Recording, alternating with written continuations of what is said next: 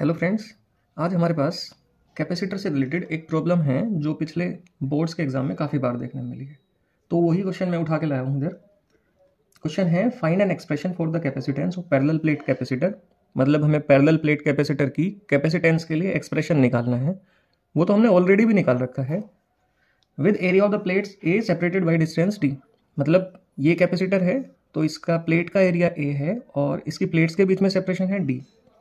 When a dielectric slab of the thickness T, ये कोई dielectric slab है, ये इसके अंदर हमने is introduced inside the capacitor, capacitor के अंदर रख दी गई। और given that dielectric constant of the slab is के। मतलब क्वेश्चन ये है कि इस बार जो पैरेलल प्लेट कैपेसिटर है उसके अंदर एयर या वैक्यूम नहीं है।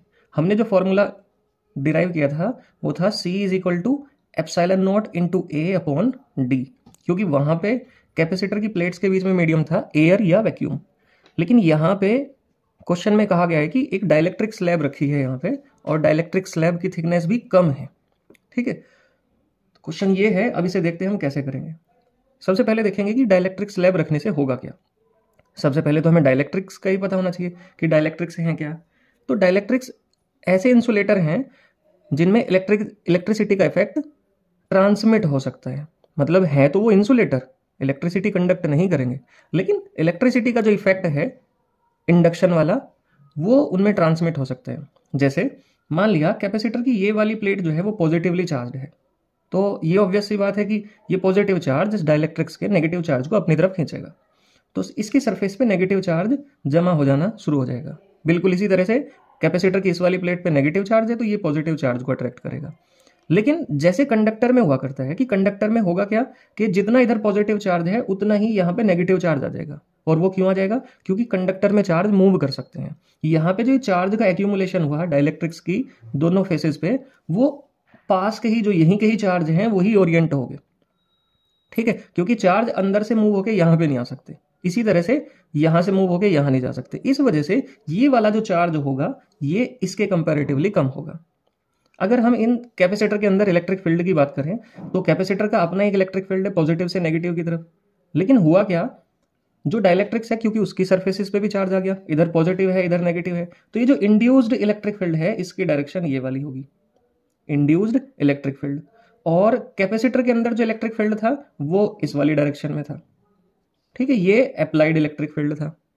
तो हुआ क्या, इस मीडियम के अंदर, इस डाइलेक्ट्रिक्स के अंदर इलेक्ट्रिक फील्ड की वैल्यू कम होगी। और वो इलेक्ट्रिक फील्ड कितना होगा? वो होगा ई नॉट माइनस ई आई।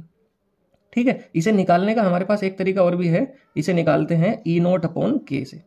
ठीक है, हमने एक फॉर्मूला पढ़ा था कि मीडियम के अंदर फोर्स होगी वैक्यूम के अंदर फोर्स अपॉन डाइलेक्ट्रिक कांस्टेंट। उसी से ये फॉर्मूला डिराइव हुआ है कि मीडियम के अंदर जो इलेक्ट्रिक फील्ड होगा वो होगा वैक्यूम के अंदर electric field upon dielectric constant. ठीक है, इसका हम यूज करेंगे और देखेंगे कि अब कैपेसिटेंस कितनी बनेगी। ठीक है, सॉल्यूशन, इलेक्ट्रिक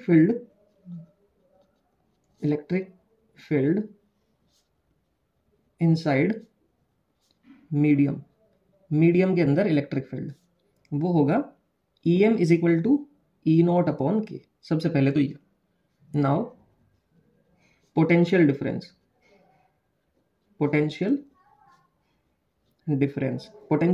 कितना होगा? V से रिप्रेजेंट करेंगे तो V होगा। सबसे पहले तो हम डाइलेक्ट्रिक्स की दोनों सरफेसेस का पोटेंशियल डिफरेंस निकालेंगे, क्योंकि इलेक्ट्रिक फील्ड कितना है EM और इन दोनों सरफेसेस के बीच में डिस्टेंस कितनी है T। ये फॉर्मूला हमने पढ़ा था कि V is equal to E into D. और कहां से आया ये फॉर्मूला? ये फॉर्मूला आया E is equal to DV upon DR से। ठीक है, क्योंकि पोटेंशियल एक स्केलर क्वांटिटी है तो हम इसे सिंपली ऐड कर सकते हैं। ये तो हो गया इसका पोटेंशियल डिफरेंस। लेकिन एक ये वैक्यूम वाला एरिया या एयर वाला एरिया तो बचा होगा, इसका भी कुछ ना कुछ पोटेंशियल डिफरेंस होगा। और वहां इलेक्ट्रिक फील्ड कितना है? वहां इलेक्ट्रिक फील्ड है ई नॉट। तो ई नॉट इंटू, अब ये कितना एरिया बचेगा? ये बचेगा डी माइनस टी। ठीक है, तो V is equal to E M की value E naught upon K into T plus E naught D minus T. इसमें से क्या कॉमन आया? ई नॉट इसमें कॉमन आ गया और बचा T upon K plus D minus T. E not की वैल्यू क्या होगी? कैपेसिटर के अंदर अगर वैक्यूम होती तो उसका इलेक्ट्रिक फील्ड कितना होगा? वो होगा sigma upon epsilon naught. T upon K plus D minus T. Sigma कितना, charge upon area, surface charge density. तो Q upon A epsilon naught already है, T upon K plus D minus T, ध्यान रहेगा। अब capacitance निकालने की बारी। We know that C is equal to Q upon V। C का formula है Q अपॉन V, तो Q एज इट इज और V की वैल्यू हमने निकाली ली। तो V की वैल्यू क्या निकाली, Q upon A epsilon not T upon K plus D minus T। और ये A एप्सिलॉन नॉट पहुंच जाएगा ऊपर और Q से Q कट जाएगा, तो Q से Q कैंसिल आउट हो गया। Epsilon not A upon T upon K plus D minus T। ये होगी पैरेलल प्लेट कैपेसिटर की कैपेसिटेंस जब उसके अंदर कोई डाइलेक्ट्रिक्स हमने इंट्रोड्यूस कर दी।